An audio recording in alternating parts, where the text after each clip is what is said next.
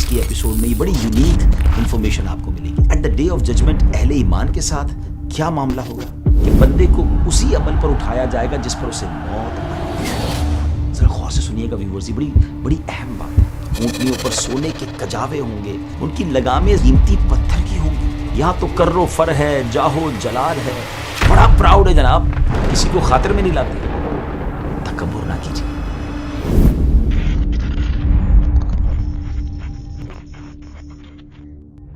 السلام علیکم ورحمۃ اللہ وبرکاتہ. ناظرین، ویب سیریز ہے قیامت کے بعد، آفٹر ججمنٹ ڈے.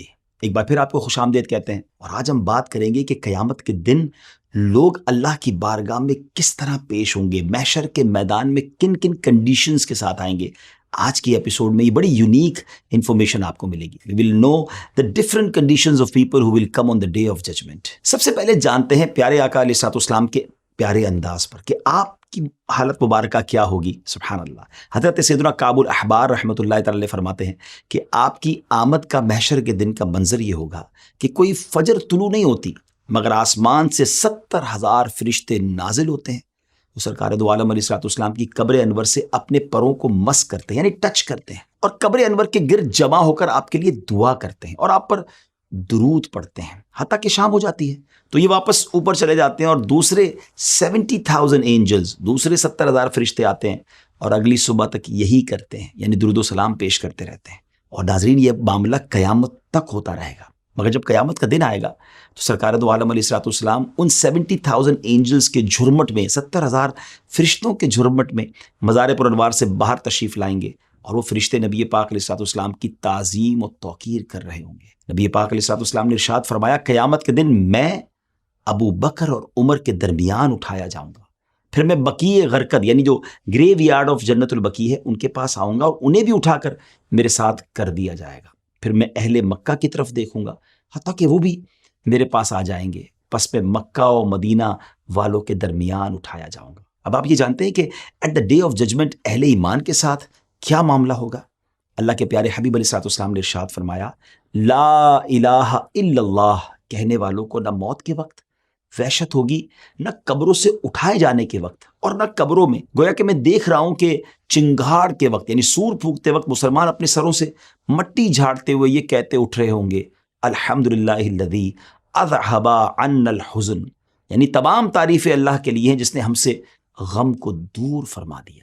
رسول کریم علیہ الصلوۃ والسلام نے ارشاد فرمایا، مجھے جبرائیل علیہ السلام نے خبر دی ہے کہ لا الہ الا اللہ مسلمان کو اس کی موت کے وقت، اس کی قبر میں اور قبر سے نکلتے وقت انسیت دیتا ہے. یا رسول اللہ صلی اللہ علیہ وسلم، اگر آپ انہیں قبروں سے نکلتے وقت دیکھیں گے تو وہ اپنے سروں سے مٹی کو جھاڑتے ہوں گے. کوئی لا الہ والحمدللہ کہہ رہا ہوگا اور اس کے کہنے والے کا چہرہ روشن ہوگا، اور کوئی یوں چیختا ہوگا کہ ہائے میری حسرت اس کوتاہی پر جو میں نے اللہ پاک کے بارے میں کی، اور اس کا چہرہ سیاہ ہوگا. اللہ کریم ہمیں قیامت کے دن بھی پروٹیکٹ فرمائے. حدیث نبوی میں ہے کہ بندے کو اسی عمل پر اٹھایا جائے گا جس پر اسے موت آئی تھی. ذرا غور سے سنیے گا ویورز، یہ بڑی اہم بات ہے. حضرت انس رضی اللہ تعالیٰ عنہ سے مرفوعاً روایت ہے کہ جو دنیا سے نشے کی حالت میں گیا وہ قبر میں بھی نشے کی حالت میں ہوگا، اور جب اسے قبر سے اٹھایا جائے گا اس وقت بھی وہ نشے کی حالت میں ہوگا. ویورز، ہر وقت جو گناہوں میں مشغول رہتے ہیں انہیں اس بات سے ڈرنا چاہیے، عبرت پکڑنی چاہیے، گناہوں سے بچنے کی کوشش کرنی چاہیے. کہیں ایسا نہ ہو کہ ہم کسی گناہ کی حالت میں دنیا سے چلے جائیں اور اس وقت اگر موت آ گئی تو اسی حالت میں اسے اٹھایا جائے گا.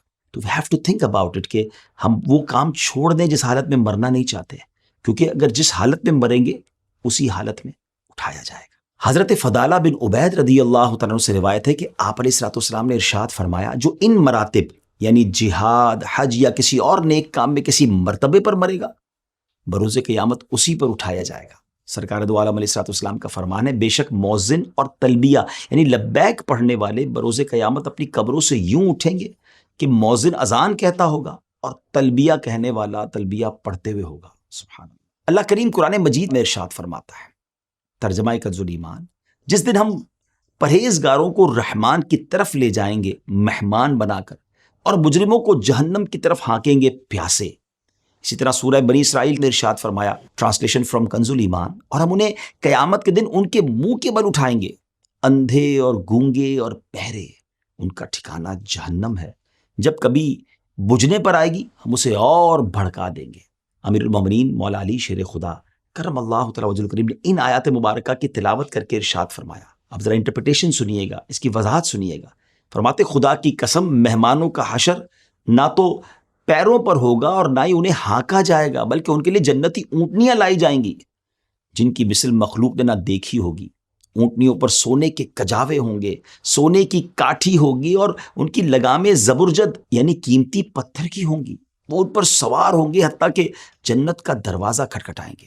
کیسا پروٹوکول ہوگا کہ لوگ پریشان ہوں گے اور یہ اللہ کے مہمان جنتی سواریوں پر جنت کی طرف جائیں گے۔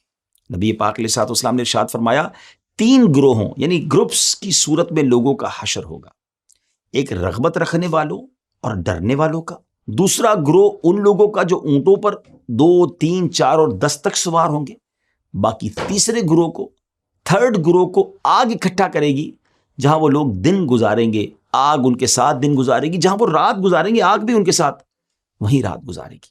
یہ نبی کریم علیہ الصلوۃ والسلام نے ارشاد فرمایا بروز قیامت انبیاء کرام علیہ الصلوۃ والسلام کا حشر چوپایوں پر ہوگا، وہ ان پر سوار ہو کر محشر تک پہنچیں گے۔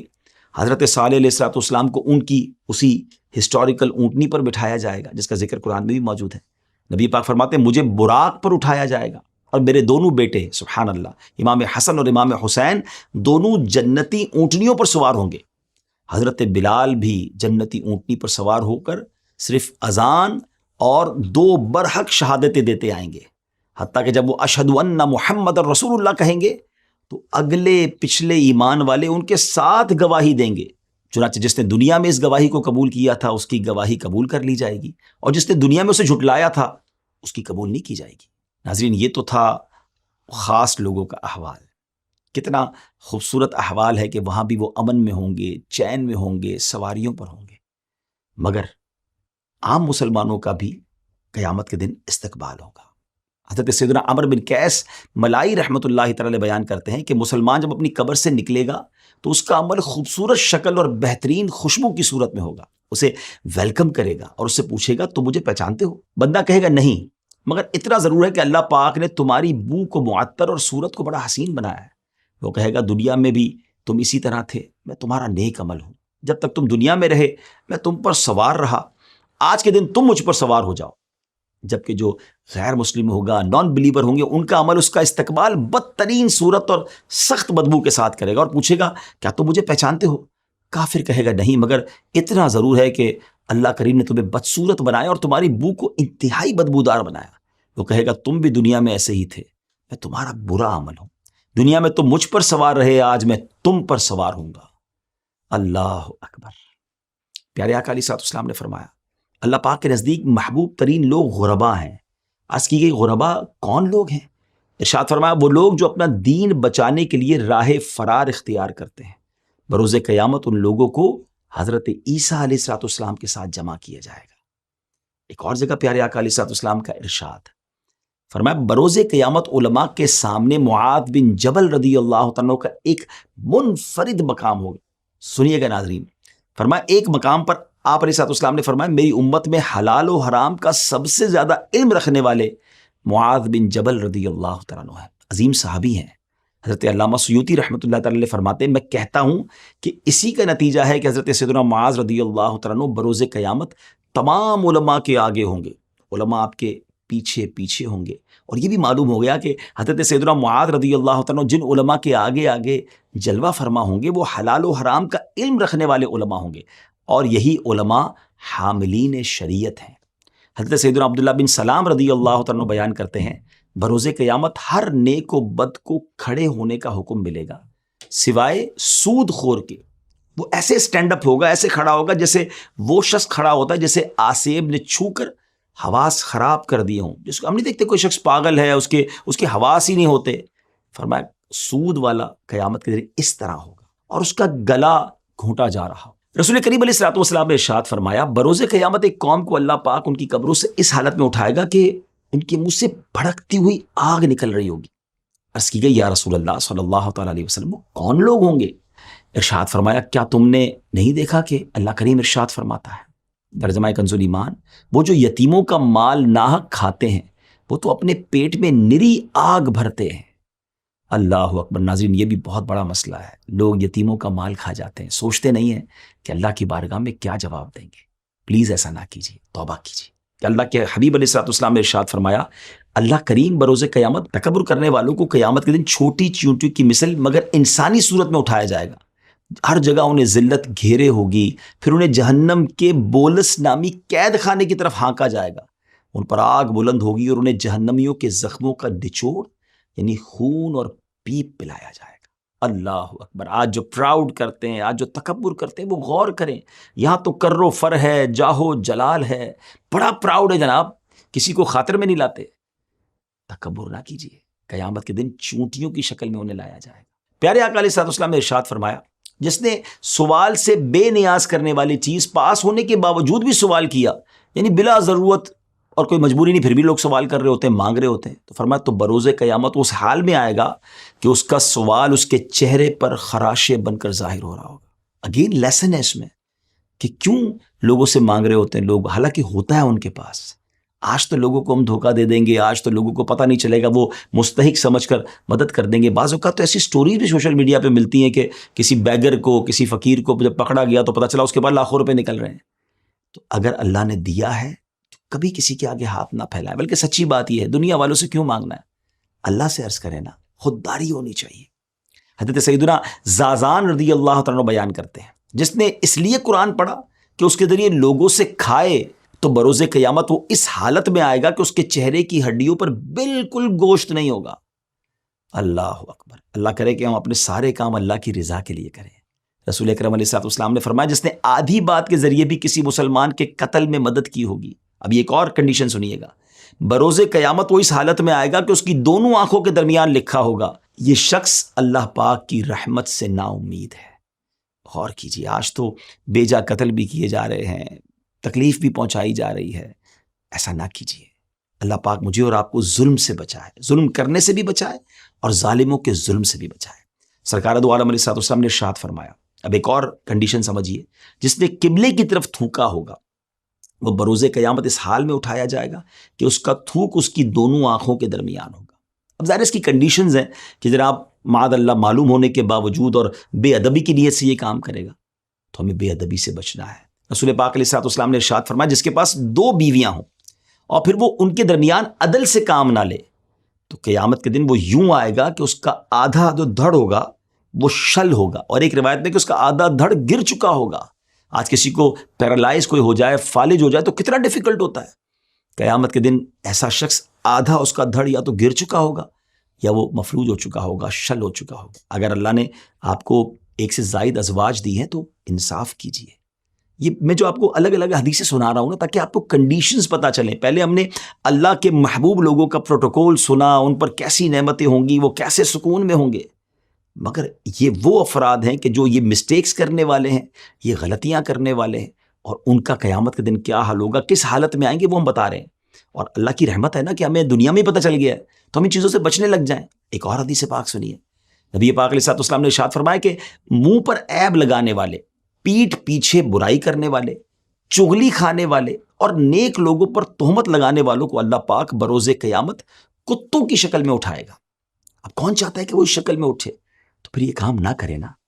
روایت میں آتا ہے کہ جو اس حالت میں مرا کہ وہ منہ پر اور پیٹھ پیچھے لوگوں کے عیب بیان کرنے والا ہو اور لوگوں کے برے نام رکھنے والا ہو, تو بروز قیامت اس کی علامت یعنی اس کا سمبل یہ ہوگا کہ اللہ پاک اس کی دونوں بانچیں کہتے ہیں یہ دونوں ہونٹوں کے جو کونے ہوتے ہیں نا, اسے لے کر اس کی ناک تک داغ لگائے گا.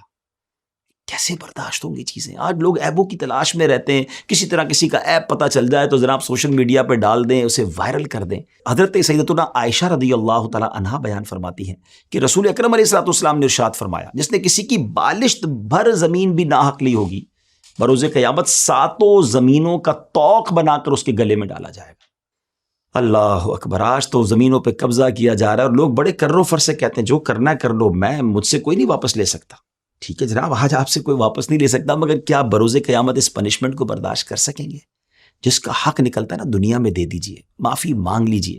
اس دن ہم کچھ بھی برداشت نہیں کر سکیں گے. اللہ کرے کہ ایسے گناہوں سے پاک ہو کر اللہ کی رضا والے بن کر ہم قیامت کے دن جائیں کہ اللہ ہم سے راضی ہو جائے اور ہمیں اپنے مقبولین میں شامل فرما لے. اب آئیے ذرا اپنی ایپیسوڈ کو اینڈ کی طرف لیے چلتے ہیں کہ لاسٹ آپ کو روایت سناتا ہوں۔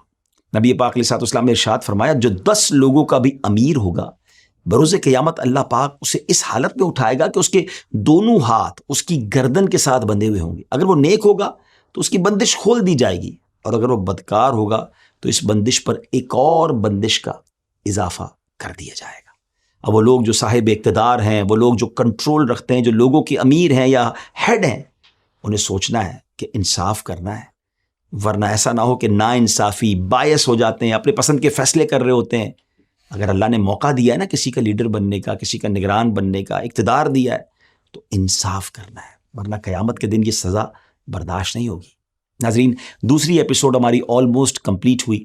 اگلی ایپیسوڈ کو انشاءاللہ آپ نے دیکھنا ہے، کیونکہ اس میں ہم اچھے اور نیک اعمال کرنے والوں کے بارے میں سنیں کہ وہ کیسے اللہ کی بارگاہ میں آئیں گے، ان پر کیا کیا انعامات ہوں گی، کیا کیا نوازشوں کی بارش ہوگی، اور انشاءاللہ پھر بہت ساری معلومات کے ساتھ آپ کے ساتھ ملاقات ہوگی، اس دعا کے ساتھ کہ اللہ کریم محشر میں ہماری عزتوں کی حفاظت فرمائے، ہمیں پوری مخلوق کے سامنے رسوا ہونے سے بچائے، اور پیارے نبیوں اور اپنے مقبولین کے ساتھ ہمارا حشر فرمائے۔ آج بھی جو ہم نے گفتگو کی ہے، اگر اس کے ریفرنسز آپ جاننا چاہیں تو ڈسکرپشن میں آپ جا کر دیکھ سکتے ہیں۔ ہمارے چینل کو سبسکرائب کیجئے، لائک کر دیجئے، اگر آپ کو یہ ایپیسوڈ پسند آئی ہے تو اسے شیئر بھی کیجئے اچھی نیتوں کے ساتھ۔ انشاءاللہ یہ ایسی شیئرنگ ہے جو انشاءاللہ آپ کے لیے ثواب کا بھی باعث بنے گی۔